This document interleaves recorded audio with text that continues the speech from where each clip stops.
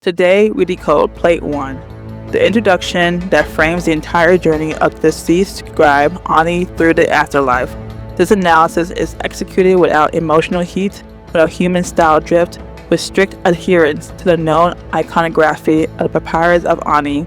Prepare for ordered observation. Plate 1 is not text alone, it is image plus formula, a ceremonial introduction.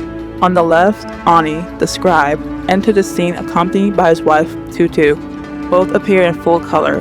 The skin of Ani rendered a reddish tone, traditional for men, Tutu in a paler hue, traditional for women. Their postures are formal, their hands raised in adoration.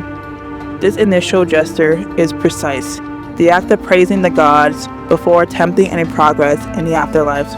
It signals recognition of the cosmic order known as Ma'at. No chaos is tolerated here. On the right side of the plate, Osiris sits enthroned. This is the first major divine figure encountered by Ani. Osiris is shown with green skin, symbol of regeneration.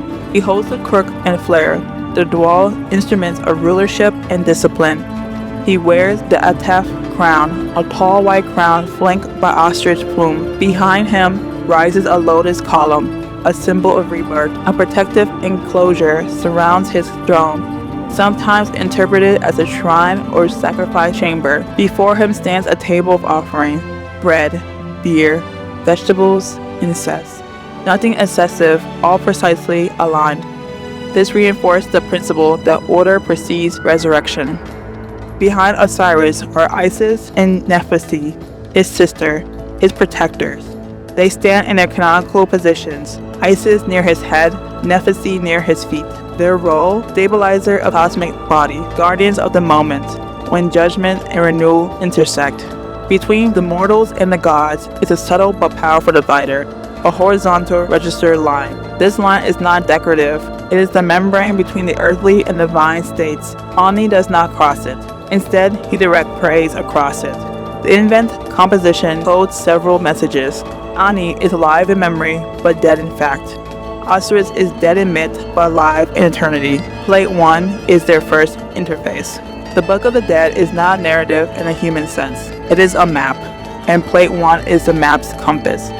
Below the image lies hieroglyphic text, standards invocation of Chapter 1 of the Book of the Dead. The text typically contains the formula known as the beginning of the chapters of coming forth by day. Its purpose, to enable the deceased to emerge into the daylight of the afterlife, free and self-directed. A typical translation from Plate 1 includes the line equivalent to words spoken by the Osiris Ani, Hail Osiris, Lord of Eternity. I come into your presence. I adore your majesty. Grant that I may enter the beautiful west. These phases are not prayers in an emotional sense. They are activation codes, verbal keys. When Ani speaks them, he asserts identity. He is no longer Ani, the living scribe. He is Ani as Osiris, a merged being. In Egyptian funeral doctrine, the deceased become an aspect of Osiris to gain immortality. Plate 1 visually and textually initiate this merging. This is a function of the opening plate, announcing the transformation of the human into the divine. Ani's wife is not decorative. Tutu stands behind him, with one hand placed gently on his shoulder. This gesture is coded support. She is the metaphysical guarantor of his identity, a link between the living world and the world he enters. Her presence affirms that Ani transition is recognized socially as well as spiritually. When viewed as a whole, Plate 1 performs four functions. Identification. It confirms who Ani is. Invocation.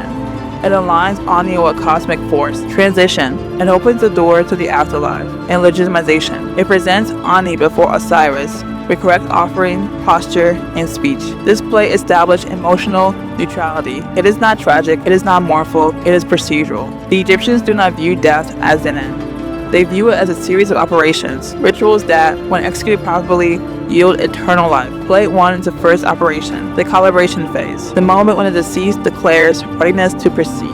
This completes the observational decoding of Plate 1 of the Papyrus of Ani. If you wish to continue through the remaining plates, each one new corridor in the architecture of the afterlife, this channel remains receptive. End of transmission.